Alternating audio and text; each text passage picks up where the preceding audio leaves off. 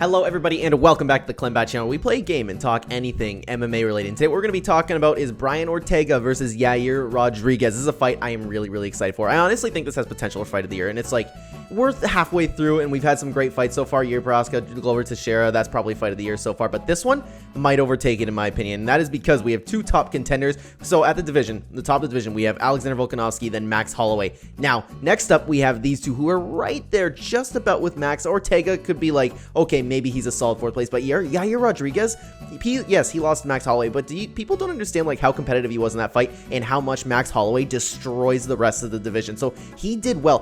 For me personally, because Yair, he had his ups and downs in his career, right? And the people he's beat, it's like, you never know. If you just looked at Yair Rodriguez's record and Brian Ortega's record and decided who should win this fight just by looking at the records, Yair hasn't really fought that top competition that Ortega has. But he totally won me over against Max Holloway. I think his stock went up. He competed with him. He did so well, stunned Max Holloway at times, chopped his leg down. His kicks are, honestly, he might be one of the best kickboxers in the entire UFC. I'm not even kidding when I say that. But anyways, let's not talk about the records. Let's talk about how I think this fight is going to go. Yair Rodriguez, at the time of recording this video, he's almost a 3-1 underdog, and that is very surprising to me. So yes, Ortega can compete with the top division. Yes, he almost submitted Alexander Volkanovski in his fight, but Alexander Volkanovski beat him down for 4.5 rounds. He had those two submissions, and that was pretty much it. Maybe like he seemed to rock Alexander Volkanovski at the end of the fight in the 5th round, but like it's nothing significant. It wasn't like, oh my god, Volkanovski's in trouble. It was just like he had a few good moments.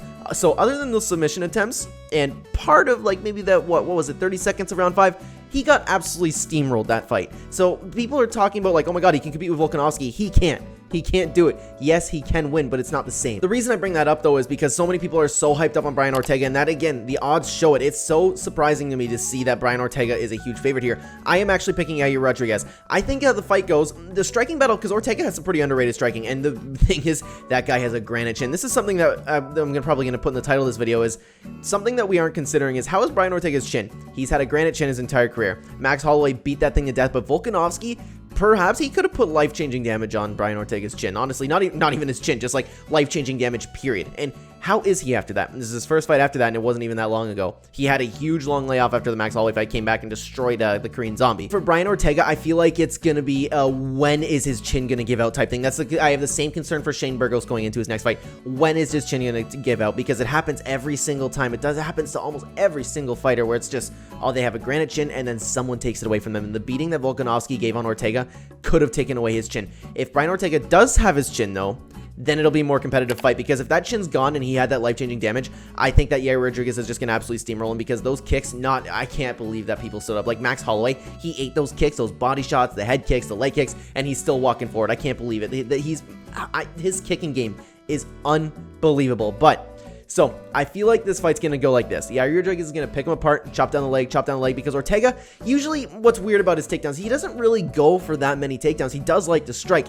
I feel like if he does go for the takedowns, Yair Rodriguez, maybe he'll like get him up against the fence, and then Yair will push him off, give him chop some legs, and then as Yair chops his legs down, then he won't be able to kind of like run forward. He won't have as much power on his takedowns as he moves forward. But the problem ends up, and this is the same thing that we saw in the Alexander Volkanovski fight. Brian Ortega, while I said that Yair has some of the best kicks in the entire UFC, Brian Ortega has some of the best submissions in the UFC. He has such an underrated submission game, honestly, in the entire UFC. I'm not even kidding when I say that, because Brian Ortega, here's the thing. So, like, if you take someone like Charles Oliveira, for example, and then you end up on the ground with Charles Oliveira, you're gonna watch him do all these amazing transitions, and then, oh my god, he has a submission. And the Brian Ortega, it's like almost upon contact. Once you touch that guy, you're like, oh my god, I'm gonna guillotine. Oh my god, my neck, I can't do anything. I'm stuck, I'm gonna lose the belt. And that's the problem with it. He is so quick at submitting people. It's just all of a sudden, we're on the ground, you're in a submission.